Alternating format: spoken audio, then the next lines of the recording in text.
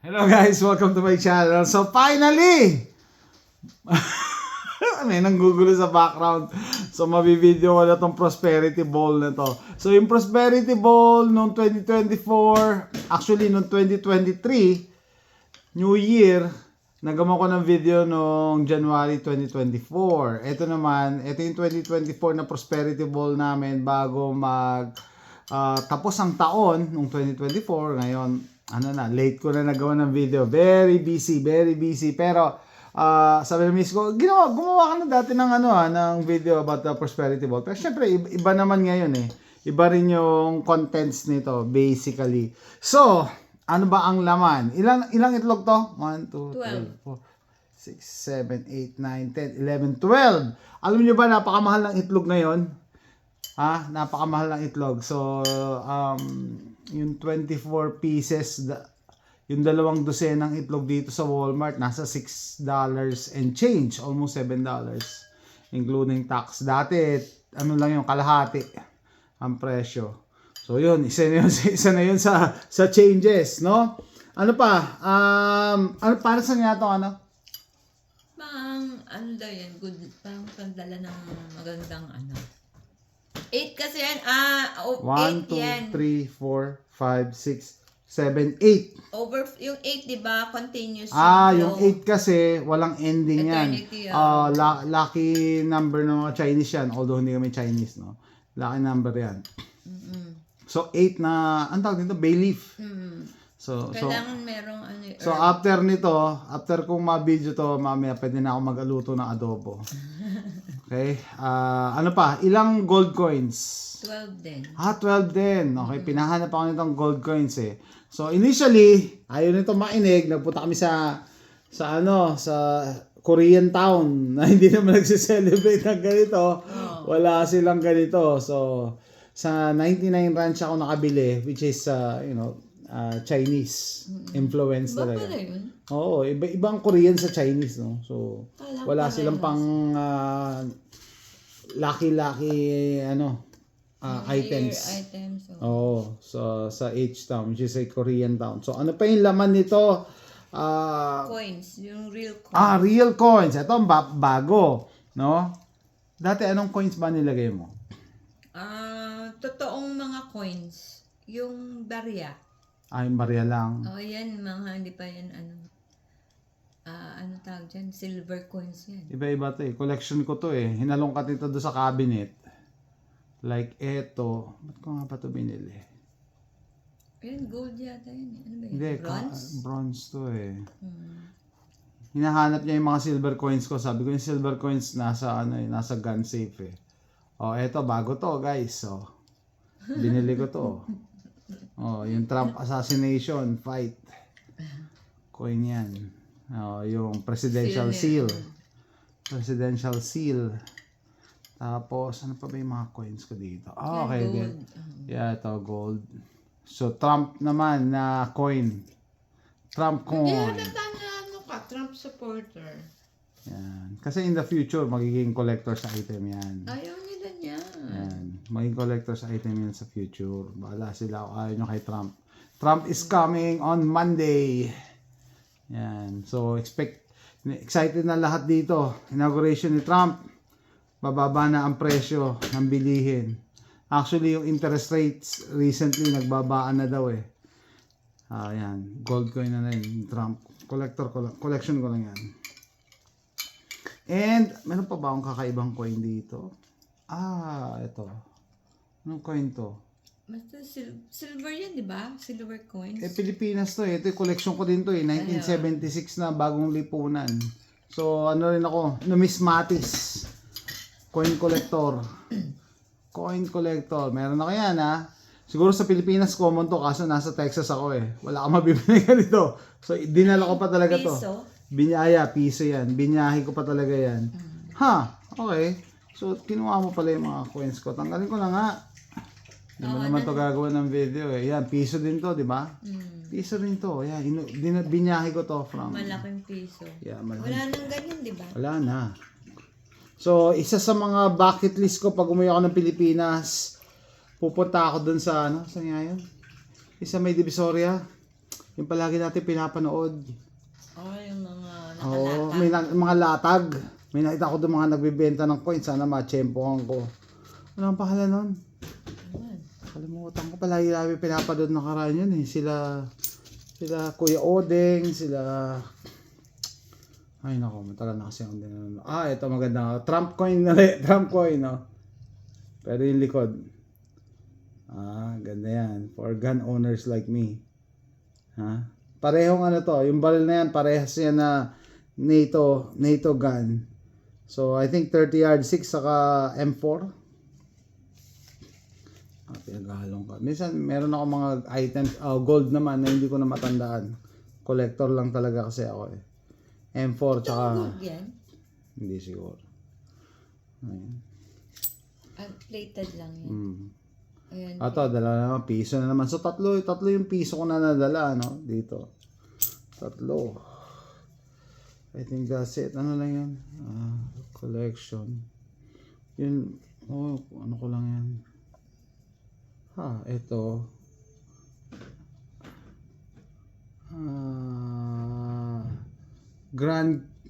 Bryce Canyon, no? Ito galing pala sa Bryce Canyon.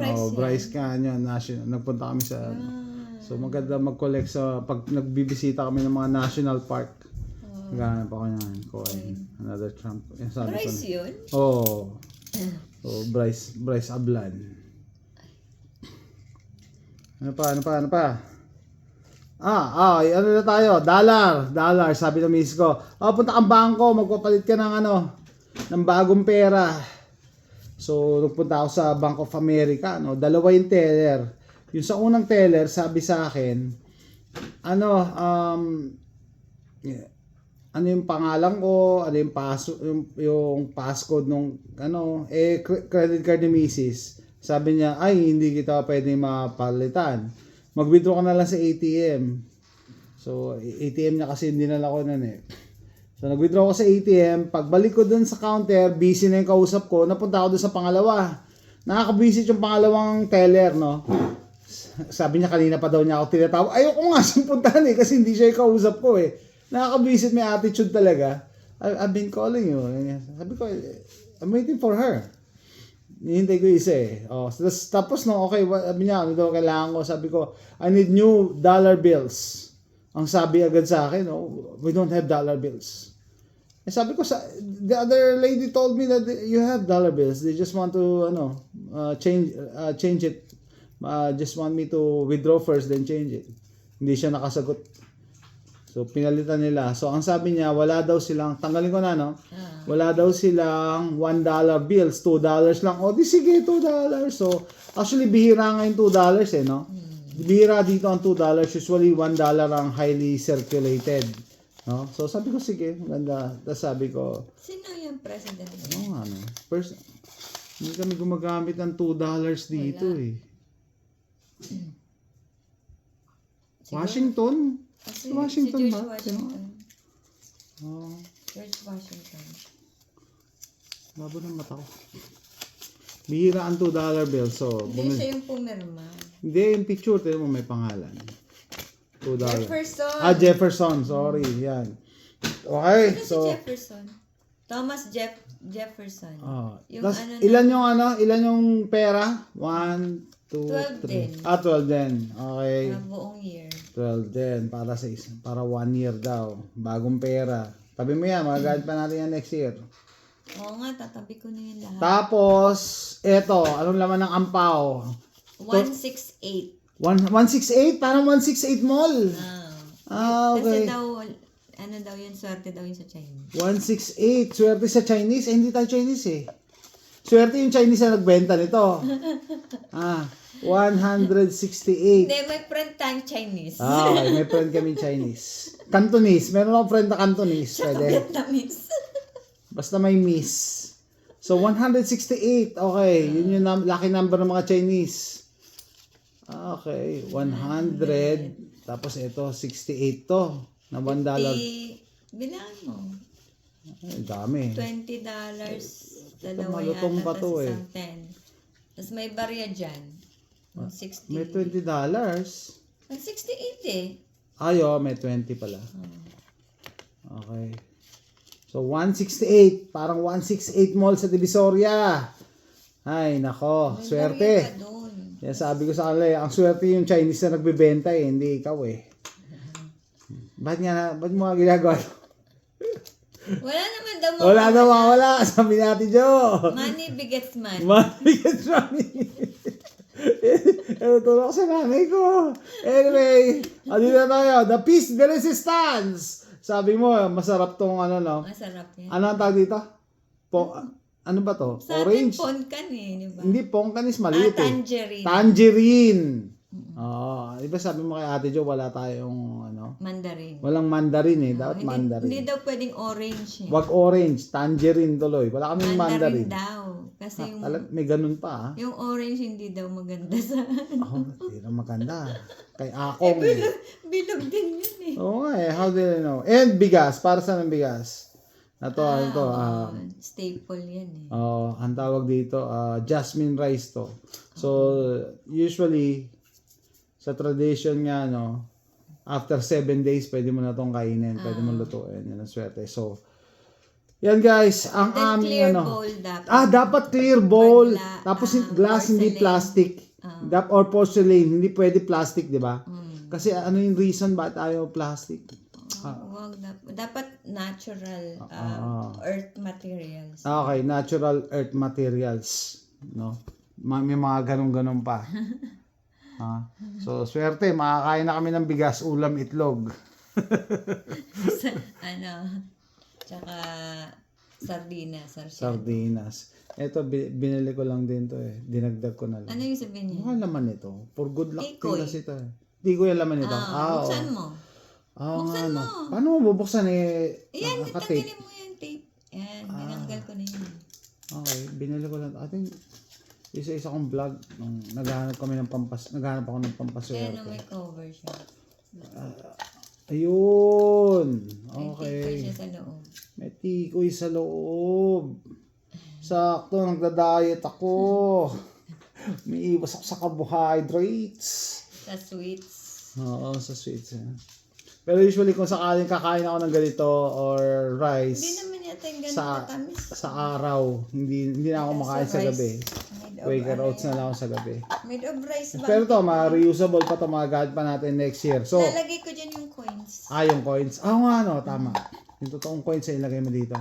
Anyway, so siguro, next year, ang changes natin, abangan nyo na lang. Babaguhin. Kasi kahit pa paano may changes, pero at least kahit 2 years in a row na namin to ginagawa, well, sabi nga, wala namang mawala. No? Money begets Money begets money, sabi ng nanay ko. Shout out kay Manang Helen ng Barangay Tatalon. Okay? Wala naman daw mawawala. Tsaka, minsan kasi, diversion na din, no? At least meron kang, naglo-look forward ka, na meron kang hope na gaganda. Yan, makakuha tayo mga gold coins. I don't know. So that's it guys. I-share ko lang yung prosperity bowl namin, no? 2025, siguro kung gagawa rin kayo ng prosperity bowl this year, kahit pa paano, meron ka idea. So that's it guys. Salamat sa panonood and see you next time. Bye.